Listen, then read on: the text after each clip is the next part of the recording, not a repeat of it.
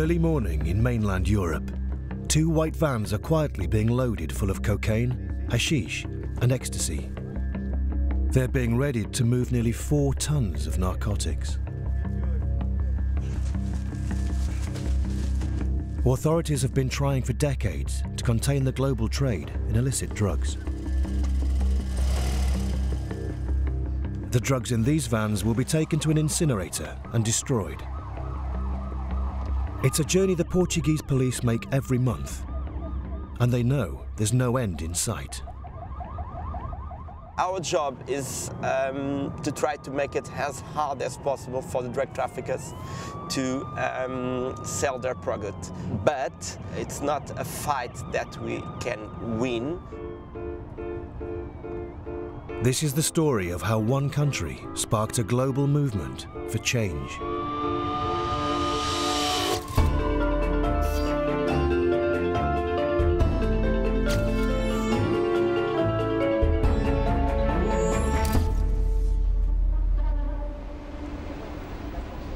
At a Portuguese incineration plant, the drug squad prepares to burn their latest haul.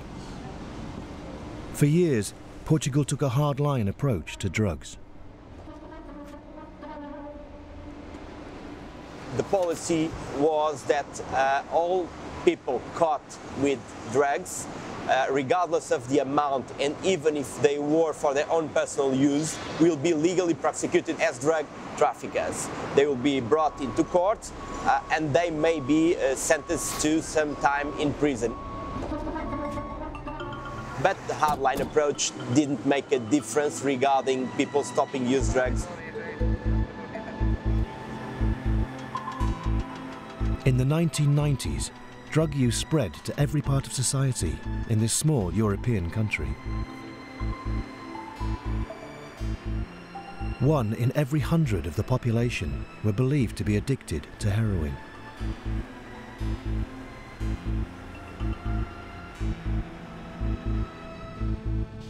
Simply incinerating their supply was no answer. The country needed to forge a radical new approach to drugs.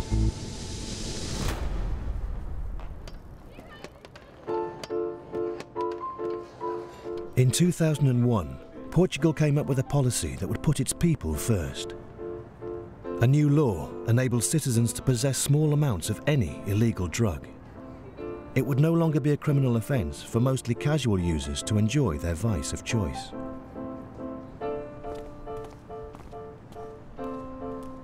State resources could be focused on addicts. Instead of being punished for their dependency, they'd be offered help. All this area was people using, and now they are more concentrated on this field here. Yes, yeah, it was an old factory, and they are using that. Psychologists Maria and Rachel are state-funded outreach workers. Every day they visit drug users to offer clean needles, smoking pipes, and advice. They call this approach harm reduction.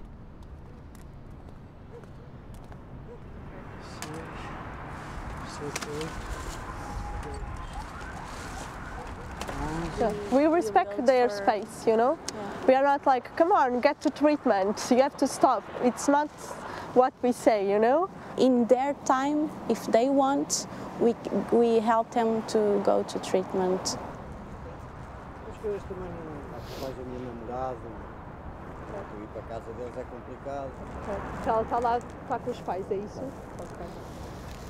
Decriminalisation has removed much of the stigma addicts felt and the fear of prosecution that stopped them from seeking help.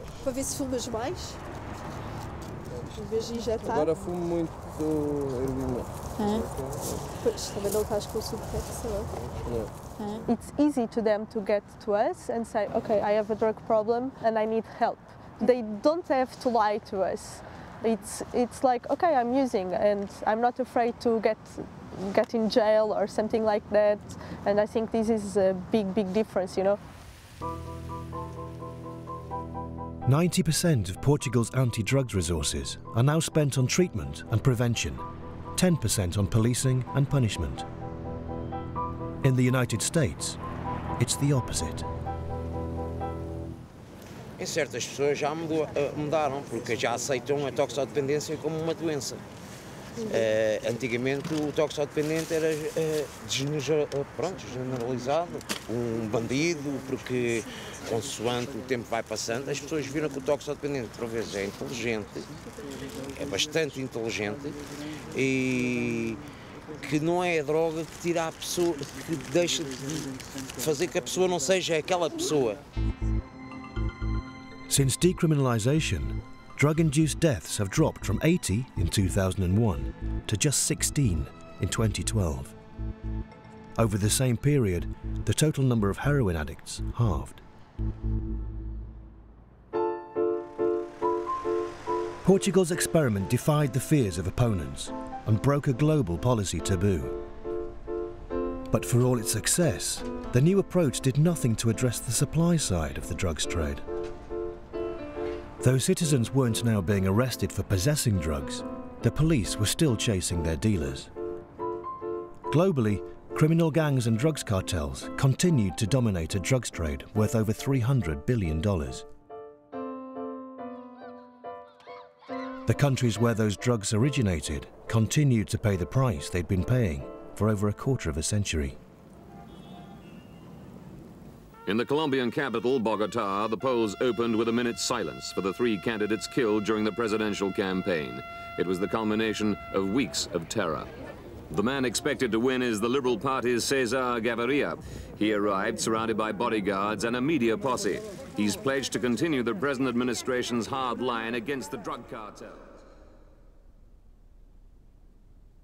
The cartels in Colombia by 1990 became almost all-powerful.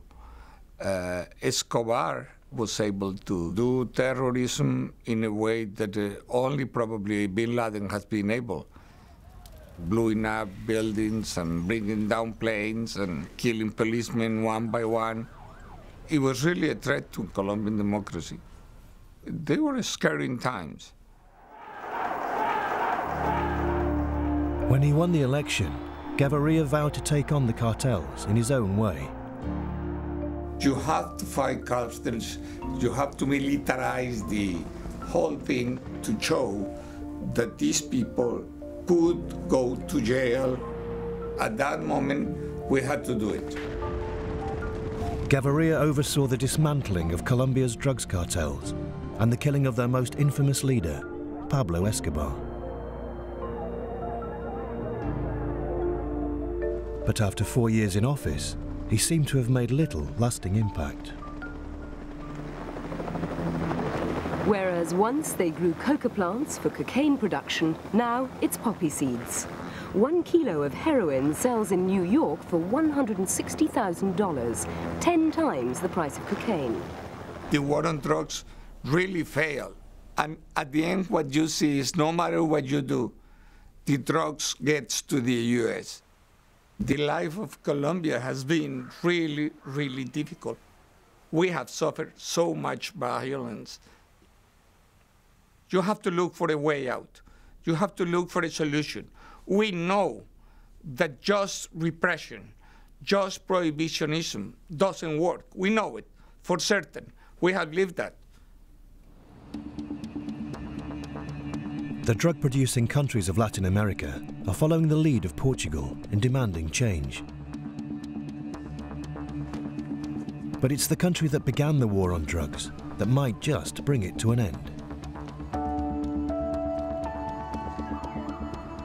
Here in America, they're now selling marijuana in the mall.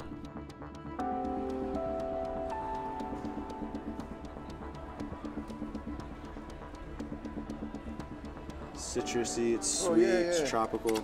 Yeah. And this one? This one's gonna be a little more earthy.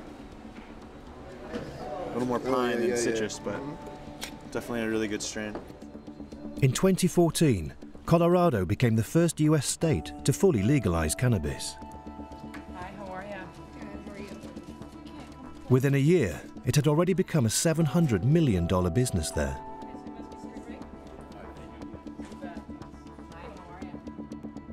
Among the new industry's biggest players, Medicine Man is testament to the growing impacts of a new breed of cannabis capitalists. When my brother and I started this, and my cousin Frank was our first employee, and we stood right outside the doors outside here, and we said, what do we want to be? And by the end of that discussion, we said, we want to be the Costco of marijuana. And at the time, we were really thinking of only cultivation. Now we're the leader in this industry in Colorado, and our vision has changed. So now we want to be the Costco of cultivation and the Starbucks of retail. You know, last year we did about $9 million. This year we'll do about $18 million in business. In Andy's purpose-built plant, 50 different marijuana strains are grown, trimmed, dried and cured to develop their flavour and potency. It's cultivation on an industrial scale. Yet Colorado law requires every plant to be tracked throughout the process, from seed to sale.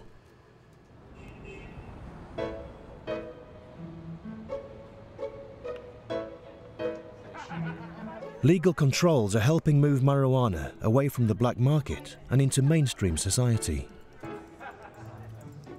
Just as you would see somebody having a casual drink on a patio, you might see somebody around the corner just taking a quick hit of a bowl.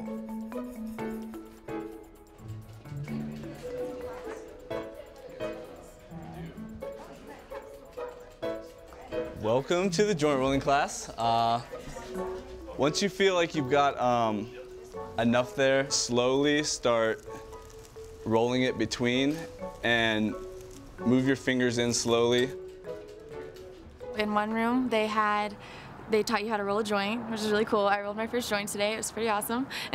And then after that, they taught us how to roll our own sushi, which was really cool. I've never done that before.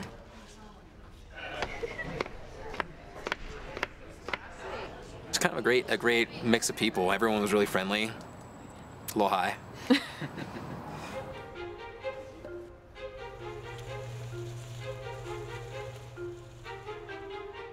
Testament to just how mainstream marijuana has become is the fastest growing part of the industry, known as edibles. There's a plethora of food and drink products designed to appeal to a public who may never have smoked. Infused with cannabis oil, edibles offer an example of how legalization enabled regulation. In 2014, Colorado introduced strict new rules on the packaging and potency of these products. For the industry, it's become a necessary part of building trust with the public. December of 2013, a couple of leaders in Colorado came out and gave warnings that reefer madness was about to ensue in Colorado, and that people said, whoa, boy, kids are going to be using marijuana in great numbers. And shortly after legalization, they had to retract what they said.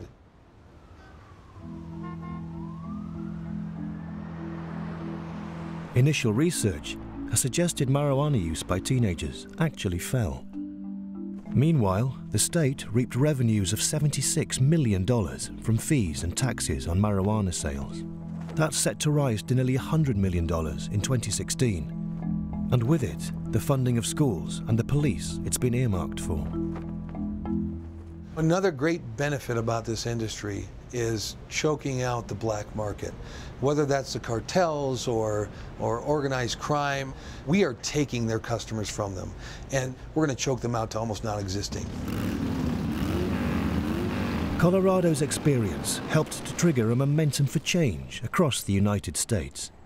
Almost half of American states have now taken some steps to legalize and regulate cannabis.